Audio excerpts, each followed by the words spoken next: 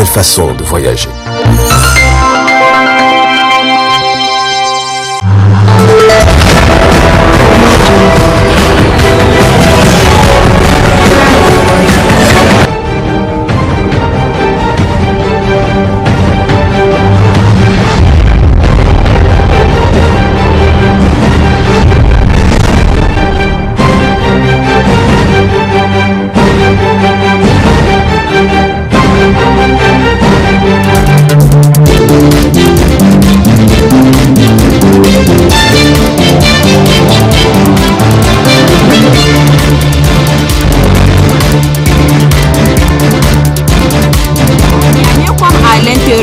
Pays, sur les différents marchés, on assiste à un rehaussement exceptionnel des prix des produits de première nécessité, notamment le maïs, le riz, le blé, l'huile et le sucre. Et même les légumes, l'oignon, la tomate, terme manquant, deviennent de plus en plus chers malgré leur disponibilité sur les marchés. Une situation qui, selon les populations, est la coutume des commerçants chaque année à l'approche du mois béni de Ramadan.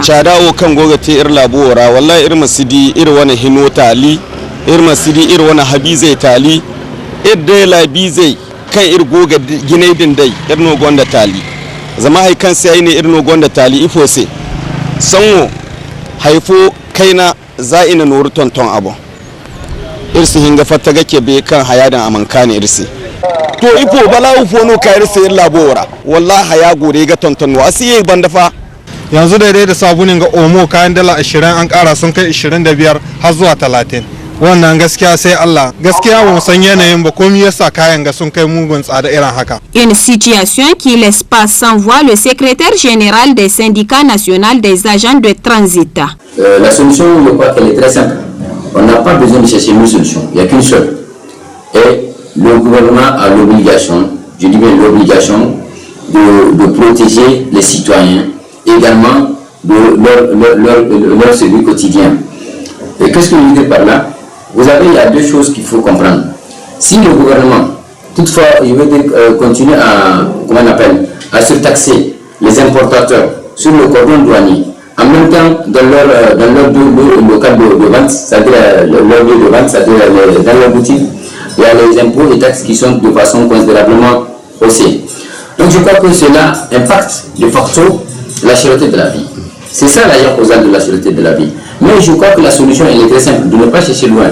Ce qui est à côté de nous, qu'est-ce que je veux dire par là? Le gouvernement a l'obligation de diminuer de façon significative les taxes sur l'importation des marchandises au niveau des cordons douaniers et également de diminuer de la même manière au niveau des taxes et impôts. Cela, maintenant, ils dictent. Là, il y a une position de dicter sa loi aux importateurs et aux vendeurs. Quant au secrétaire général du syndicat des commerçants, cette cherté s'explique par le fait que la plupart de ces produits sont importés. En réalité, le rehaussement des prix de première nécessité n'incombe pas aux opérateurs économiques. C'est une indépendance de notre volonté, puisque nos marchandises viennent de l'extérieur. Alors, qui parle d'extérieur doit parler du cours de la monnaie. Il y a la ligne maritime, il y a le corridor, il y a aussi le cordon douanier. C'est tout cela qui font le prix de revient. Maintenant, on ajoute la marge bénéficiaire pour faire le prix de vente. Et aujourd'hui, le produit se fait rare. Quand tu prends l'exemple, le sac de riz, il ne fait que flamber. Il est à 31 000, 32 000, 33 000. Donc vous voyez, ce n'est pas une indépendance de notre volonté, mais à chaque fois on jette l'anathème sur les opérateurs économiques. Maintenant, ce qu'il faut faire, on a demandé à l'État de faire la promotion de la production nationale. Il faut produire pour que nous soyons autosuffisants.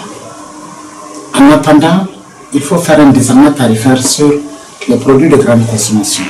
Une situation qui devrait attirer davantage l'attention des plus hautes autorités afin de résoudre cette hausse des prix des produits de première nécessité. Les prochaines 48 sont 12 heures, nous sommes toujours à saison sèche. Et saison sèche, donc ça veut dire que nous avons observé et nous devons être patients jusqu'au mois de juin, fin juin, début juillet, lorsque la pluie va commencer.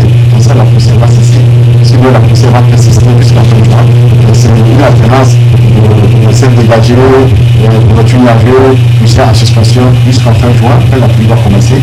Alors là, c'est fini. En début de saison du village, nous avons quand même des vents qui viennent avec de la poussière. Donc c'est en fin juin et début juillet que nous pouvons dire que la poussière est finie. Maintenant, nous sommes en saison d'hivernage. J'ai observé ces derniers 48 à 72 jours sur le pays a des impacts. Impact dans tous les secteurs, que ce soit le secteur de la santé. Ça, on le sait très bien, quand on sort dehors, nous avons même des difficultés pour respirer. Et nous avons constaté aussi ces dernières 24 à 48 heures, c'est comme si nous sommes tous enrhumés. Pourquoi? Parce qu'il y a ces particules de poussière qui sont là et il y a le dépôt de ces particules qui sont là qui dégagent. Donc au plan sanitaire, il faut se protéger. D'accord? Il faut se protéger et ne pas s'exposer. Nous avons constaté que depuis hier nuit, vraiment le temps a changé, il fait sombre, il y a un peu de l'énergie en suspension. Donc au plan de la santé, ça a des impacts négatifs. Au niveau des transports, qu'il s'agisse des transports d'abord aériens, depuis ces 24 heures, presque tous les vols en destination de l'année ou bien en destination du Niger, quand même sont déviés. Le levier de dévier, c'est-à-dire qu'il y a toujours des aéroports de démonstration qui sont donnés aux pilotes au cas où il y a une boucle. Par exemple, il y a une boucle depuis ces 24 à 48 heures sur le Niger, et spécifiquement sur l'année. Donc, conformément aux critères de l'Organisation météorologique mondiale et de l'ACI, il y a des conditions pour pouvoir avoir un avion plus intégré dans l'économie. Donc là, la visibilité est possible d'établir, parfois moins de 5 km, parfois moins de 1000 km. La route ne peut pas évoluer en plus forte atténuée. Donc à partir de plusieurs, tous les vols qui sont en destination de l'année ou de l'intérieur du pays, n'est-ce pas, on voit des aérodromes sont fermés parce que les conditions. L'Arabie Saoudite, une aventure qui ne se réalisera pas avec la pandémie de Covid-19 car la frontière avec le Nigeria par laquelle elle doit passer a été fermée. Pour s'en sortir, Hani a dû se résoudre à faire du commerce à Ekwa, commune située à la frontière nigéro-nigériane.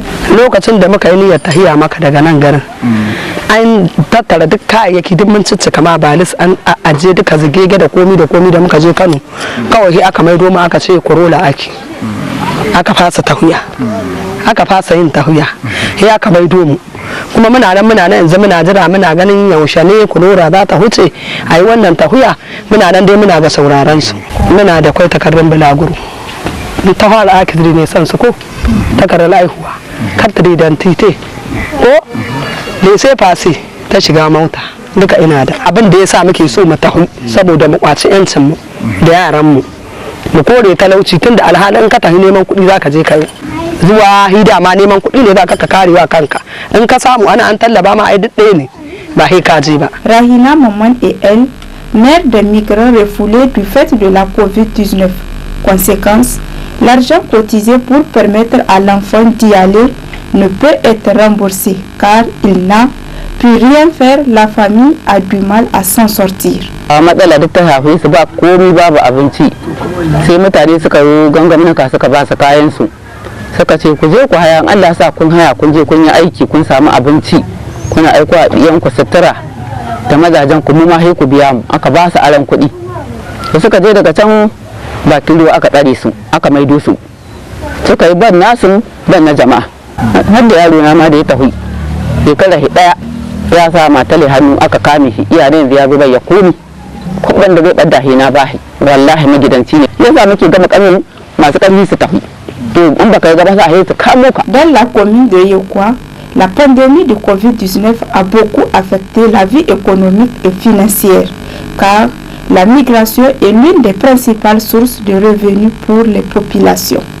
Les femmes là vraiment, si elles se déplacent en Arabie Saoudite, vraiment nous à notre niveau on peut dire qu'elles contribuent dans le développement économique. Avec cette épidémie de Covid, il y a eu vraiment des réductions très importantes. Ça a eu beaucoup d'impact parce que déjà, nous ici, le fait de ne plus aller en Arabie Saoudite, déjà, comme je vous ai dit, il y a ceux qui sont habitués, comme l'exemple là que je vous ai donné par rapport donc au paiement des taxes municipales. Il y a même ceux qui payent la facture de la Nigélec, la facture de l'eau, c'est à partir de l'Arabie vraiment qu'on leur paye. On a constaté à partir de cette période-là, il y a beaucoup donc, de factures qui sont impayées. C'est parce qu'il y a des baisses économiques. C'est même ça donc ce que je peux vous dire. Aujourd'hui, la situation a tendance à s'améliorer. Les frontières sont ouvertes et les mouvements de population reprennent de plus en plus. À Yekwa, on espère une reprise rapide de la vie. Président de la République en Turquie, l'axe Niamey-Ankara se renforce davantage, nous apprend dans ses titres le journal Kazim. Le journal Kazim qui nous rapporte que du 10 au 13 mars 2022, le président de la République, son Excellence Mohamed Bazoum, a effectué une visite de travail et d'amitié en Turquie. Au cours de son séjour au pays de Recep Tayyip Erdogan, le président nigérien a pris part au forum diplomatique d'Antalya qui s'est déroulé du 11 au 13 mars 2022, placé sous les auspices du président turc. Ce rassemblement des sommités mondiales a pour thème central raccorder la diplomatie. Ce forum montre, selon le journal, que la diplomatie demeure la principale voie de communication entre les dirigeants et les États. Dans cette perspective, la présence de Bazoum Mohamed à Antalya traduit sa volonté de renforcer le réseau diplomatique. Le déplacement du chef de l'État vise aussi à renforcer les liens d'amitié et de coopération exemplaires entre le Niger avec la Turquie. En marge du sommet, les présidents nigériens et turcs ont eu une rencontre qui a porté sur tous les aspects de la coopération bilatérale entre les deux pays. Recep Tayyip Erdogan a pris l'engagement d'accroître les réalisations turques au Niger. C'est ainsi que la Turquie participera à la modernisation du secteur agricole, domaine dans lequel la Turquie a une expertise de renommée mondiale. Dans les semaines à venir, le ministre de l'Agriculture turc effectuera une visite au Niger à cet effet. Le président de la Turquie a aussi exprimé sa volonté ferme de relancer et de mener à terme le projet de la route des Istanbul-Awa, nous apprend le journal. On peut mieux faire aux soldats engagés au front, nous rapporte pour sa part le journal Niger Inter Hebdo. Niger Inter Hebdo qui écrit dans sa parution: dans la lutte contre l'extrémisme en général et le terrorisme en particulier, il est indéniable que l'État du Niger fait et continue de faire des gros efforts, tant dans l'équipement, la formation et la prise en charge des forces de défense et de sécurité, notamment celles engagées sur les différents théâtres d'opération. S'agissant de la dotation en équipement des différents corps militaires, l'État du Niger, depuis les premières attaques terroristes de Boko Haram dans la région de Difa en 2015, n'a jamais lésiné sur les moyens pour doter nos forces de défense et de sécurité en matériel adéquat leur permettant de faire face à toutes les menaces d'où qu'elles viennent. Pour davantage encourager nos soldats à donner le meilleur d'eux-mêmes dans cette guerre asymétrique, le journal nous apprend plus loin dans sa parution que l'État peut encore mieux faire dans ce sens, bien qu'il doit satisfaire aussi à bien d'autres priorités, notamment dans les secteurs sociaux de base. Mais comme le dit un adage, la sécurité n'a pas de prix. Aujourd'hui, la première priorité au Niger est bien entendu la sécurité, car sans sécurité, point de quiétude, stabilité, encore moins de développement dans un pays par rapport toujours aux indemnités qui sont accordées aux soldats en mission. L'État doit également être regardant pour savoir si les fonds arrivent intégralement à leur vrai destinataire. C'est aussi cela, se soucier de la condition du soldat au front, écrit le journal. Puis à propos de la lutte contre le terrorisme, le Nouveau Républicain nous rapporte dans ses titres le shopping militaire de Bazoum en Turquie. Face aux besoins immenses en équipement de pointe pour l'armée, l'initiative est judicieuse, surtout quand c'est le chef suprême des armées qui va dans la mission d'investigation pour apprécier sur le marché turc l'arsenal disponible, accompagné de la hiérarchie militaire pour opérer pour nos braves soldats les meilleurs choix. Nous apprend le journal qui poursuit qu'on se rappelle que sous Issoufou, ce sont des gens qui n'ont rien à voir avec le domaine et qui n'ont aucune expertise avérée dans l'appréciation du matériel militaire qui avait été préféré pour choisir des armes, des munitions et de la logistique militaire. pour les forces de défense et de sécurité. Et on connaît la suite, ce fut la catastrophe. Une catastrophe de laquelle le Niger ne s'est toujours pas relevé, continuant à vivre les conséquences fâcheuses de la gestion désastreuse de la crise sécuritaire dans le pays. Mais Bazoum avait-il besoin vraiment d'annoncer son voyage pour cette raison en Turquie et surtout de couvrir son voyage d'une médiatisation à outrance jusque sur les réseaux sociaux, s'interroge le journal, pour qui c'est une action qui ne vise qu'un marketing politique qui n'était pas forcément nécessaire. Acheter des armes, des drones, des avions, des véhicules pour l'armée, pas besoin de cette exhibition à outrance où un président s'expose à jouer à l'armurier alors qu'il n'a aucune expertise pour le métier. C'est pour cela que l'on se rend compte que l'objet, sa pertinence militaire et sécuritaire, est plus politique pour un homme qui cherche sans trouver encore la bonne manière à communier avec un peuple qui commence à douter de son pouvoir et de sa capacité à gérer un État. Le journal poursuit que Bazoum oublie que plus que les moyens sont tout importants pour notre armée, c'est sur les résultats que les Nigériens voudront l'apprécier, notamment lorsque sur le terrain, ils verront la sécurité s'améliorer et qu'ils peuvent désormais travailler, se déplacer et dormir plus tranquillement, sans craindre des représailles qui viendraient de quelque côté du pays que ce soit, l'État ayant pris ses responsabilités pour avoir la maîtrise du territoire. Quant au monde d'aujourd'hui, il titre à sa une: après l'acquisition d'armements modernes, le président Bazoum Mohamed doit rétablir la confiance avec son armée. En 11 ans de gouvernance, le régime a fait part de 4 tentatives de coup d'État. De nombreux militaires, tout rang confondus, ont été arrêtés et jetés en prison sans toutefois convaincre l'opinion nationale sur la véracité des faits, nous rappelle le journal, qui ajoute qu'au contraire, les Nigériens en ont toujours douté, tant et si bien que le régime est soupçonné de recourir à un simple stratagème pour éliminer des personnes militaires et civiles jugées gênantes. Avec cette nouvelle dynamique d'armement des forces armées nigériennes, le président Bazoum n'a pas mieux à faire que de raffermir ses liens avec son armée, écrit toujours le journal, pour qui il doit s'y atteler, y compris en participant sur les grenillages éventuels qui pourraient le maintenir dans une logique sans lendemain. Quant au journal, le Hérisson nous rapporte dans sa parution que sur le plan politique, de nouveaux ralliements à la Renaissance sont en perspective. D'une recomposition du paysage politique en perspective, on en parle de plus en plus, et même que ce serait imminent. Qu'en est-il des indices à même de conforter cette hypothèse? Pour peu qu'on soit un bon nombre d'observateurs des questions politiques, il y a des signes qui ne trompent guère. La probabilité d'une alliance Taraya-Kishinkasa sous ces soleils de la Renaissance, acte 3, est de plus en plus forte, nous apprend le journal, d'autant que ce même Ibrahim Yacoubou, maître dans l'art des tweets virulents, après son départ de la majorité en 2018, a fait profil bas depuis 2 à 3 mois. Récemment, c'est un des lieutenants qui s'en est ouvertement pris à l'allié Ladanchana, président de l'Alliance des mouvements pour l'émergence du Niger à Menamine, pour avoir critiqué vertement le déplacement du chef de l'État en Turquie. Qui des 2 lieutenants de Hamamadou pour qualifier ainsi Soumane Sanda Kessoir à l'Assemblée nationale et Oumar Moumouni Dogari, patron de la ville de Niamey. Leur parti, le Mouvement démocratique nigérien pour une fédération africaine moderne Falouman Africa, figure de proue de l'opposition CAP 2021, semble depuis fort longtemps avoir abandonné sa posture de va-t-en-guerre, donnant même souvent l'impression d'appartenir à la majorité présidentielle, estime le journal. Toujours à propos de ce sujet, le journal L'Enquêteur rapporte dans ses titres rumeur de ralliement du MPN Kishinkasa et du modèle Faloumana au régime en place. Info ou intox, s'interroge le journal. Rumeur persistante autour des nouvelles recrues de la majorité au pouvoir. Ces temps-ci, la sphère politique nationale est remplie du bruissement d'un probable ralliement du MPN Kishinkasa et du modèle Faloumana au régime en place. L'impossible va-t-il se produire? S'interroge le journal. Le journal qui nous rapporte que ces jours-ci, la météo est mauvaise dans la région de Manaka, nord-est du Mali.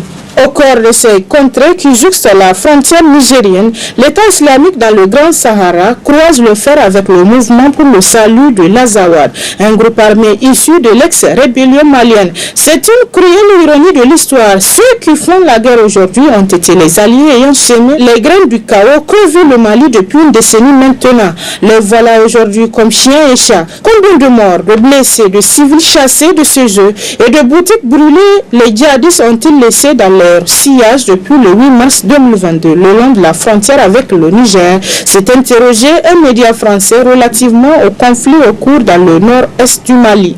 Personne n'est capable de dire quel est le bilan réel, mais toutes les informations font état de beaucoup de morts, dont de nombreux civils, assure un journaliste malien. Et pour finir, intéressons-nous à la visite du président de la République à l'école normale Sadou Galadima de Niamey. Développement, redonner à l'éducation ses lettres de noblesse. Titre en gros dans sa parution le journal La Nation. Dans le cadre des rencontres sectorielles qu'il a initiées, le président de la République a effectué le 16 mars 2022 une visite à l'école normale Sadou Galadima de Niamey afin de prendre contact, évaluer et apporter des correctifs aux entités essentielles comme l'éducation, entrant dans le cadre de la politique économique et sociale de notre pays. Le président de la République a eu des échanges directs et sans langue de bois avec la direction de l'école et les élèves maîtres avant de procéder à une visite d'idées de l'établissement. C'est la première des choses qui nous a motivés. Le président Bazoum a expliqué son engagement dans ce domaine en ces termes. Je me suis interrogé et nous nous sommes dit que la réforme que nous devons opérer doit se situer à ce niveau.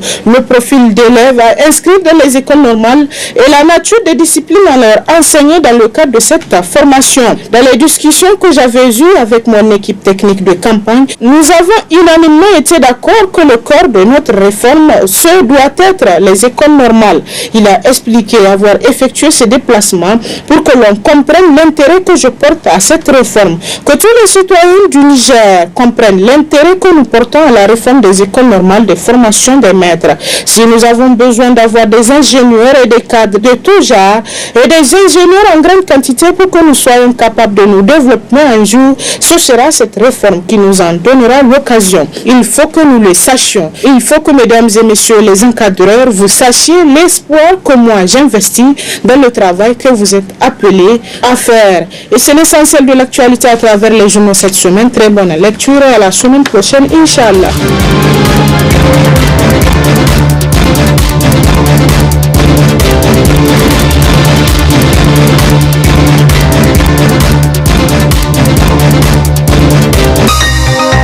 Ce journal vous a été présenté par STM Transport Voyageurs. Une nouvelle façon de voyager.